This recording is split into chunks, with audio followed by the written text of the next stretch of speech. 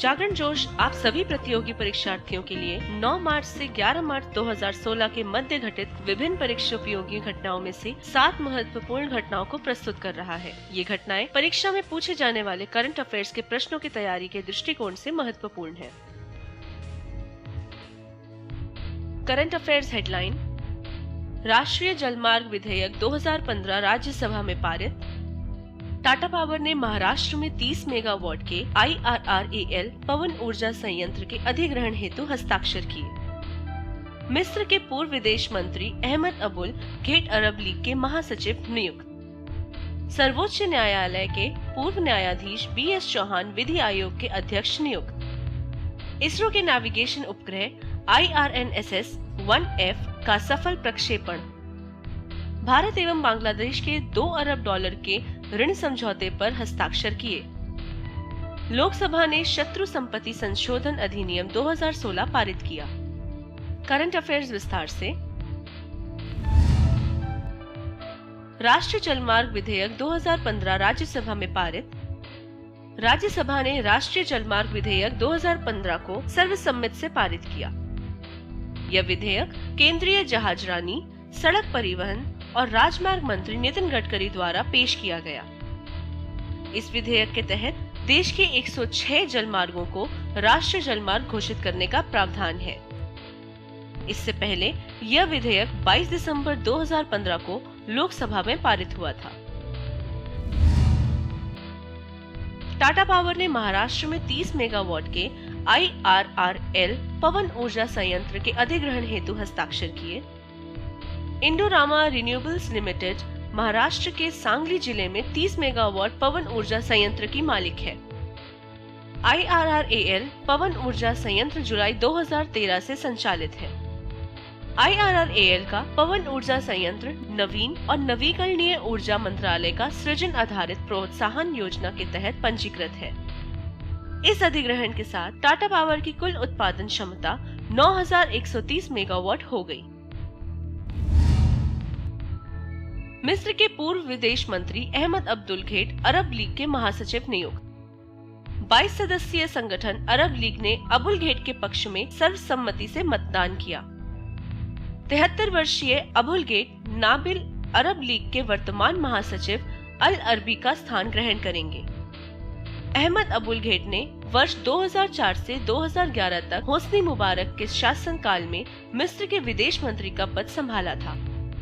अबुल घेट ने मुबारक के खिलाफ प्रदर्शन के बाद वर्ष 2011 में अपना पद छोड़ दिया था। सर्वोच्च न्यायालय के पूर्व न्यायाधीश BS चौहान विधि आयोग के अध्यक्ष नियुक्त। केंद्र सरकार ने 10 मार्च 2016 को न्यायमूर्ति बलबीर सिंह चौहान को 21वें विधि आयोग का अध्यक्ष नियुक्त किया। न्यायमूर्ति बलबीर सिंह चौहान ने वर्तमान में कावेरी नदी जल विवाद न्यायाधिकरण के अध्यक्ष हैं। न्यायमूर्ति BS चौहान मई 2009 से जुलाई 2014 तक सुप्रीम कोर्ट के न्यायाधीश रहे। वे जुलाई 2008 से मई 2009 तक ओडिशा उच्च न्यायालय के मुख्य न्यायाधीश भी रहे। इसरो के नेविगेशन उपग्रह IRNSS 1F का सफल प्रक्षेपण। नेविगेशन सैटेलाइट IRNSS 1F का 10 मार्च 2016 को श्रीहरिकोटा से सफल प्रक्षेपण किया गया। नेविगेशन उपग्रह IRNSS 1F का सफल प्रक्षेपण PSLV-C 32 के द्वारा किया गया।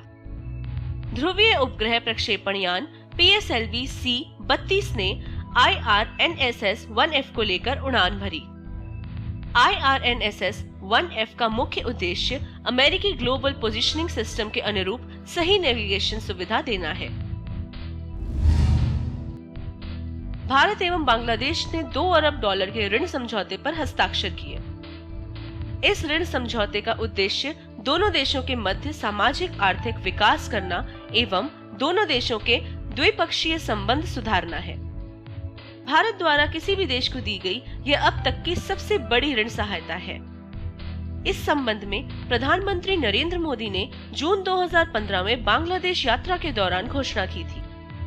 भारत ने इससे पहले वर्ष 2010 में बांग्लादेश को $1 बिलियन का ऋण दिया था। लोकसभा ने शत्रु संपत्ति संशोधन अधिनियम 2016 पारित किया।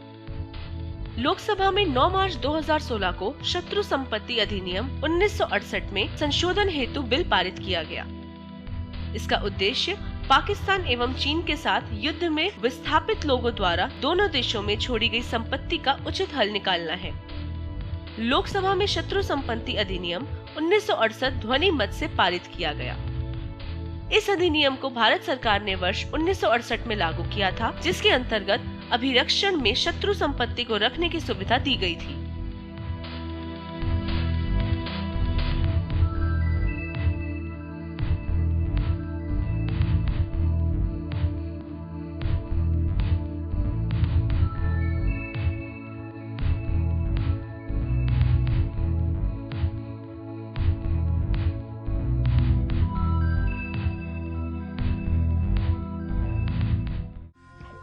करंट अफेयर्स की अधिक जानकारी के लिए लॉग ऑन करें www.jagranjosh.com।